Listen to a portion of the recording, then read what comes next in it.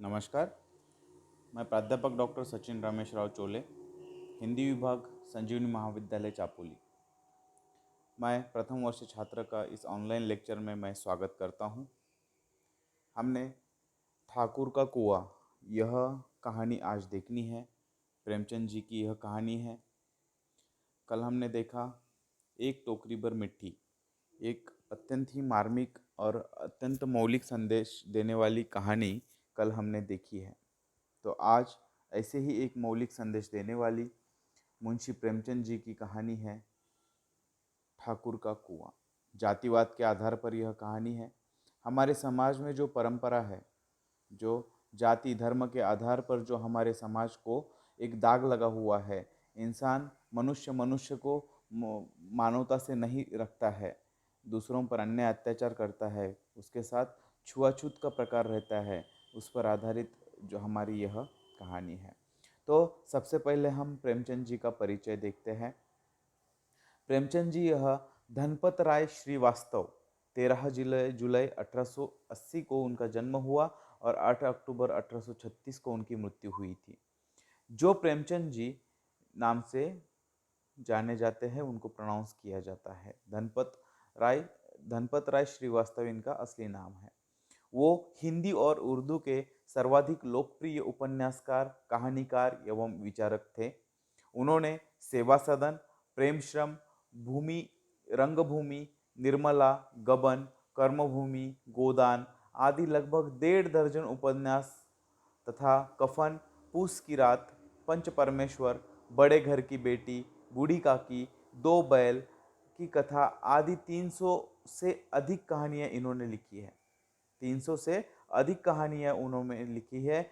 उनमें से अधिकांश तो हिंदी तथा उर्दू दोनों भाषाओं में प्रकाशित है। उन्होंने अपने दौर की सभी उर्दू और हिंदी पत्रिकाओं जमाना, सरस्वती, माधुरी, मर्यादा, चांद, सुधा आदि में लिखा है। उन्होंने हिंदी समाचार पत्र, जागरण तथा साहित्यिक पत्रिका हंस का संपादन भी इन्होंने किया है और प्रकाशन भी इन्होंने किया है। इसके लिए उन्होंने सरस्वती प्रेस खरीदा, जो बाद में घाटे में रहा और उनको बंद करना पड़ा। प्रेमचंद जी ने हिंदी फिल्मों की पटकथा लिखने मुंबई आए थे। लगभग 3 वर्ष तक वहां पर रहे। जीवन के अंतिम दिनों तक वह साहित्य का सृजन करने में लगे रहे। महाजनी सभ्यता उनका अंतिम निबंध था। साहित्य का उद्देश्य अंतिम व्याख्यान था। कफन यह उनकी अंतिम कहानी थी। गोदाम यह अंतिम पूर्ण उपन्यास तथा मंगलसूत्र अंतिम अपूर्ण उपन्यास इनका माना जाता है। ठीक है। हिंदी साहित्य में प्रेमचंद जी का बहुत बड़ा योगदान है। उनका जन्म 13 जुलाई 1880 में लमही गांव, उत्तर प्रदेश, भारत में माना जाता है। पिता मुंशी अजायबराव लमही में डाक मुंशी थे। माता का नाम श्रीमती आनंदी देवी था। आरंभ की शिक्षा उर्दू फारसी से हुई। पुस्तक पढ़ने का शौक उन्हें बचपन से ही लग गया था। प्रेमचंद जी हिंदी और उर्दू के महानतम भारतीय लेखकों में से एक लेखक है। वह अध्यापक, पत्रकार, लेखक के रूप में व्यवसाय करते थे। ठीक है। तो साहित्यिक जीवन का इन्होंने आरंभ जो किया है वह 1901 से उन्होंने किया था। ठीक है। इनका पहला विवाह 15 साल की उम्र में जो सफल नहीं रहा। 1906 में दूसरा विवाह बाल विधवा शिवरानी देवी से इनका हुआ था। ठीक है। गोदान, गबन, सेवा सदन आदि इनके प्रसिद्ध उपन्यास है। मानसरोवर 8 खंड कहानी संग्रह है। नाटक, बाल साहित्य संपादन में उन्होंने योगदान दिया है। जब से प्रेमचंद बीमार रहने लगे, घना भाव के इलाज ठीक से न कराए जाने से 8 अक्टूबर 1936 को इनका देहांत हो गया है।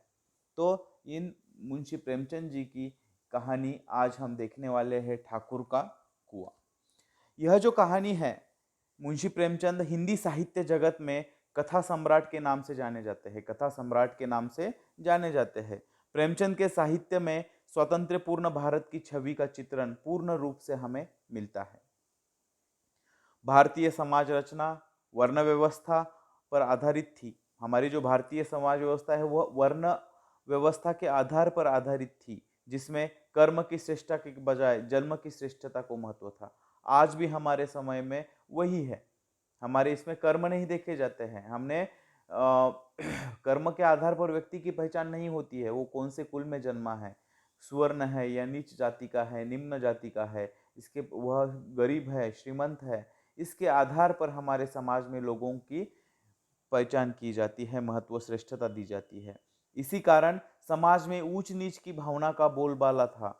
अछूतों की समस्याएं थी, जैसे उन्हें मंदिरों में प्रवेश न देना, छुआछूत, सिर पर मैला ढोना, सवर्णों के लिए कुएं अलग रहना, पानी भरने न देना उनको। प्रस्तुत कहानी में, ठीक है, ये जो हमारी सामाजिक समस्याएं हैं, आज भी हम देखते हैं कुछ निम्न जाति के लोग हैं, उन लोगों को हमारे मंदिर में प्रवेश नहीं है, जो सुवर्ण जाति के लोगों के घर में प्रवेश नहीं है। उन लोगों को ऊपर से पानी दिया जाता है, खाना दूसरे बर्तनों में दिया जाता है। ये जो क्रूर प्रवृत्ति है, क्रूर हमारे समाज की जो रचना है, इस पर यह इसी का वर्णन इस ठाकुर का कुआं इस कहानी में दिया है। हमारे इसमें उन लोगों के लिए पानी का कुआं अलग होता है और ठाकुर के तथा उच्च लोगों के लिए अलग होता है। उन लोगों को पानी नहीं मिलता है इन कुओं में से। तो ये जो उन लोगों पर अन्याय अत्याचार है, इसी पर वार करते हुए ठाकुर का कुआं इस कहानी में इसका वर्णन दिखा है। प्रस्तुत कहानी में प्रेमचंद जी ने सामाजिक परिवेश को लेकर यह कहानी लिखी है। हमारे समाज में जो परिवेश शुरू है उस पर आधारित यह कहानी लिखी है, जिसमें अछूत समस्या और परिवारों में स्त्री की कितनी दीन दशा होती है, इसका यथार्थ चित्रण इसमें दिया है। मुझे इस अवसर पर एक कहानी याद आती है, सॉरी, एक कविता याद आती है इस ठाकुर के कुएं के इस विषय पर। जैसे कि यहाँ पे कहते हैं कि जो लोगों पर अन्याय अत्याचार, जो निम्न जाति के लोग हैं, किस घमंड में वो उच्च जाति के लोग खुद को उच्च मानते हैं, यह सवाल मेरे मन में आता है। कोई ऊंच नीच नहीं है, सबके अंदर एक ही खून बह रहा है।